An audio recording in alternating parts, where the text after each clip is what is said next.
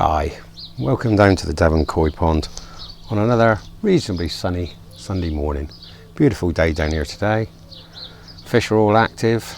They've been mating for the last couple of days, so I've got the spawning brush in the pond. Haven't found any eggs yet in it, but we live in hope. As you can see in the corner, I've now got a pile of watercress in the corner of the pond. I've had to thin out what was in the top veg filter. It's just got too much for the filter and I overpowered it. So I've brought some down into the pond. They can rip it to bits if they want to. I've looked in there for eggs as well, and I just can't see any. But they've apparently been spawning. They've been chasing each other around. Whether it's been happening late at night, I don't know. And they've just been eating the eggs, but I don't seem to have been able to find any. But we're here today and we're going to have a little talk about blanket weed. Now, I've had a few blanket weed problems in the last month and a bit. I had an excessive amount in the pond. I had string algae, blanket weed, and it was 2 to 3 inches long everywhere, growing all over everything. It was choking up my filters. So I went and got myself some of this, these pink crystals. Now this usually works for me. It worked the last time I had blanket weed in my old pond. It got rid of it. This time I went through it, the 3 doses as said, and it did die back a bit, but within a week of me finishing the last dose, it was back and playing up havoc again. So I got myself some of this. That's recommended by a lot of people. I've used it once before, about 8 years ago, and I know what a mess it makes of your pond. Cloverleaf blanket answer.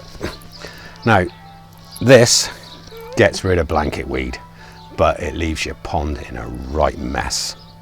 It leaves a white residue over everything. Now, if you've got a ornamental type pond with a lot of rocks, boulders and plants in it, this will just leave a white mess and sheet all over everything, and it will take nearly a month for it to clear up and get out. You can vacuum the pond to clear it up, but it's hard work. If you've got a square pond like this with a flat bottom, it's not so bad, but it still took me 3 to 4 days to get this out of the pond. I didn't do any hoovering. I just swept the pond several times after its treatment and let the filters suck it up, and it choked my filters solid. The poor old answer in the vortex really struggled to keep clean with the amount of it. I ended up cleaning the vortex out 3 times on one day, and the easy pod I was out, first easy pod I was averaging a clean on that one once. Maybe one day I did it twice in the day. But this now seems to have got rid of it. So if you've got blanket weed and you want to really get rid of it, this stuff works.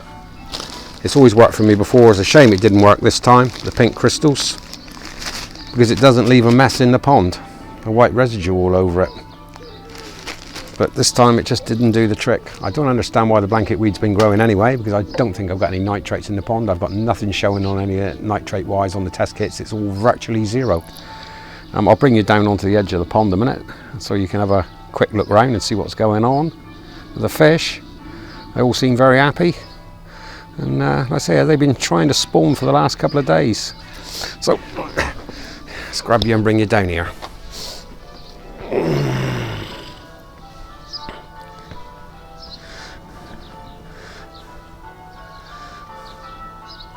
You can see the water's nice and clear.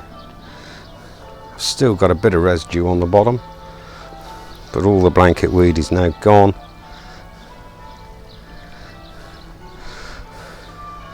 I'll pull over this cress in a bit and cut off some of the stalks that aren't looking quite so healthy, but it's a big knotted mess from what I started with originally. That is what I've taken out of there and just put there.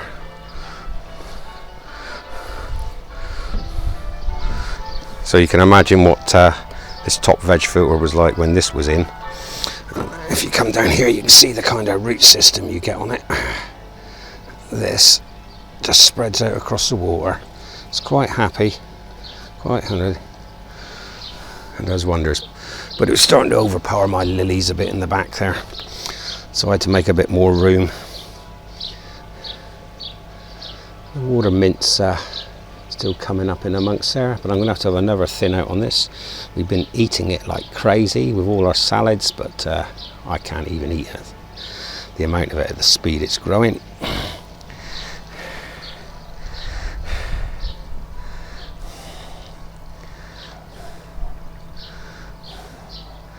The cloverleaf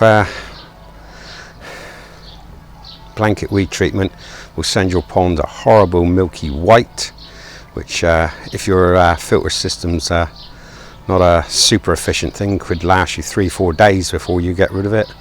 This one cleared in about a day and a half, and after sort of 2 days it was back to like this, but with a sheeny white all over the blanket weed, which I then left for another 2-3 days while it kind of killed it back, and then I swept the pond.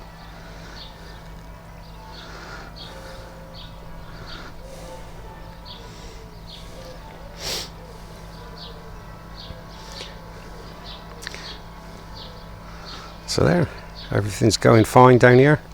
Hopefully I'll find a few eggs in the next few days, and just be able to pop a few of them into the top veg filter here and see if I do get any fry off of it. I have had in the past.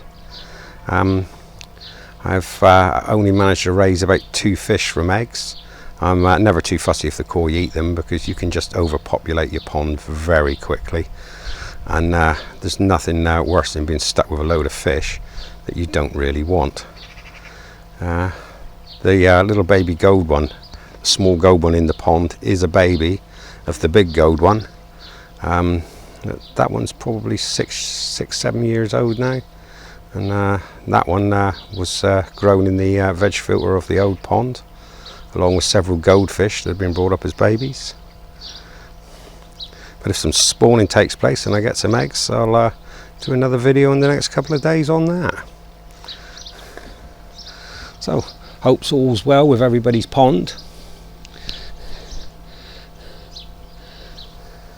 And your fish are doing as well as mine. Mine are very happy. The water temp's up about 19 degrees, and I think that's what's kicked them into spawning. So, enjoy your pond keeping and look after your water.